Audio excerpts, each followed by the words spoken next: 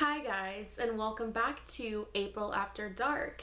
Tonight I am going to be reviewing The Conjuring Part 2 for the layperson.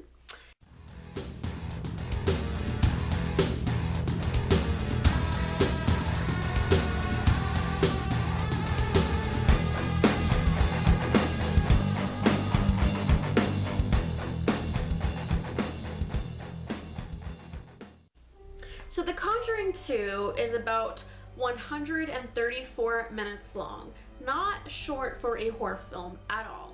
It did seem to drag just a little bit to me. I felt like there were some scenes they probably could have cut out. The ending and different parts of the film were somewhat sappy whenever it came to Ed and Lorraine's personal relationship. I feel like you already understand and get how in love and how connected and the bond that they do have already, like just from the very first film. But they really did seem to go kind of off on this other tangent with how connected they were and their love for each other, which kind of made, for me anyway, the ending just a little bit too saptastic for me. That being said, I do think that the movie was generally a very uncomfortable film at moments. I would find myself waiting for something bad to happen, like not really anxiety, because for me, I do have actual anxiety, and true anxiety when I have no idea why I have it is a lot more frightening than when I'm watching a horror film. That's probably why I love horror films, because I can be my normal anxious self watching these films, but I know that it's going to be exciting. Like, I'm waiting, I'm enjoying being anxious, when in reality I don't. I hate being the way that I am about a lot of stuff, which is anxious in general. So the film did create a lot of tension, a lot of, uncomfortable feelings, because you knew that something was going to happen, you just didn't know when, and it would seem like when you thought it would happen, it didn't happen. So it would just drag on and on and on with your feelings of just like, like I remember thinking, I am just so uncomfortable right now. And not in a bad way, like uncomfortable in a good way, if that makes any sense. And I'm sure it does to the rest of you guys that love horror films. So there was that, which I thought was brilliantly done. That really doesn't happen a lot in a lot of horror films. And I do have to credit a lot of that to James Wan. I feel like he does a terrific job at making films very eerie, very uncomfortable, and just when there are jump scares, it's genuinely frightening.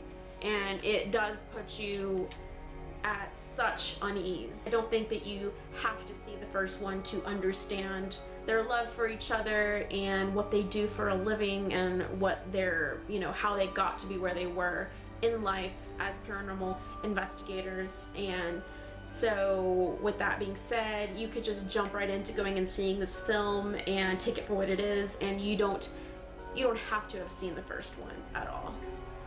If you know anything about the real Enfield poltergeist, you do know that some of it, that Ed and Lorraine Warren didn't actually have a ton to do with the real case.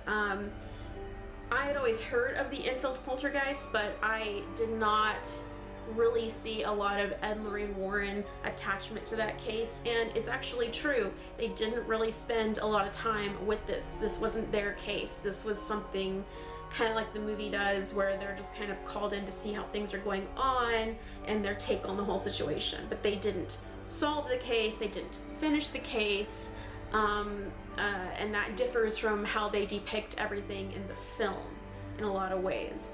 So I know about the real Enfield poltergeist case because, as you guys know, a lot of my passion besides horror film is paranormal things, ghost hunting, paranormal investigating, all that type of stuff, true hauntings, all that stuff. So I've already known about the case. I know that the little girl that the movie focuses in on, and what a lot of the true case was about, was focusing in on this 11-year-old girl from England named Janet Hodgson.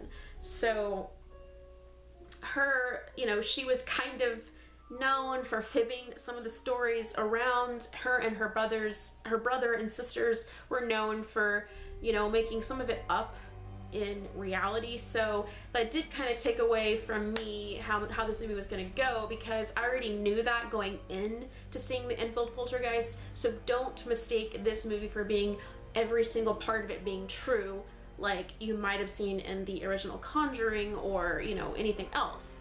And something else I like to preface this by saying is that when movies, horror movies in particular, say based on a true story, that doesn't mean that every single thing in the movie that you're watching, every little detail, every little person involved, every little storyline that they give you is not true. They embellish on the real true story. So any of you guys saying, I don't know if that really happened, I don't believe that. I've had a lot of friends and acquaintances say that, and you're right, all that from beginning to end did not happen. That is all Hollywood, the majority of it. But you know, if you know anything about that, when it says based, that does not mean every single thing is the movie that is true. I mean, it just means that there are some ideas from the true haunting and they made it into Hollywood. What does Hollywood do? They add CGI, they add these crazy, like, creepy things to it, stuff that, of course, if that was real, that would be just absolutely frightening and just be crazy, but it's just not that way. And that being said, with how Hollywood did some stuff, there was some CGI in this movie that I really didn't like, but I'm also a really, really big fan of 70s and 80s and 60s horror films. And I'm talking about Blood, Sweat, and Tears, through The Exorcist, through Texas Chainsaw Massacre, movies that they did every little part of it. There was nothing that was, you know, computerized to make look cooler.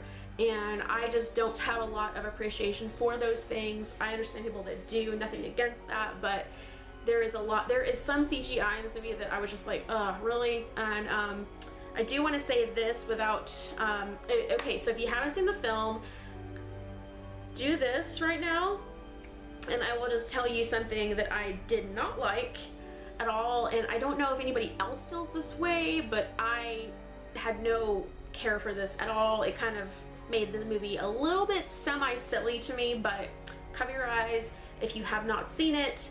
I put this video out later because I think that a lot of you probably have seen it already, because it was the #1 movie in America, just like the original Conjuring. So anyway, guys, if you remember, there is a character in the movie known as the Crooked Man, and I like the idea of the Crooked Man, but I sure as hell did not like the way that they used him in the movie, like creeping into the house, I am the Crooked Man, and you know, just CGI looking thing coming out of that tent that just ruined it for me. So I thought that was silly. You kind of like, I mean, I get the idea. That's a new, very inventive way to scare children.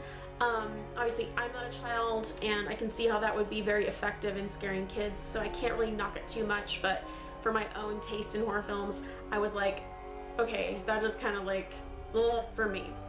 Now, speaking of characters I do like, I absolutely loved and feared the nun, Valak, the nun. I mean, ugh.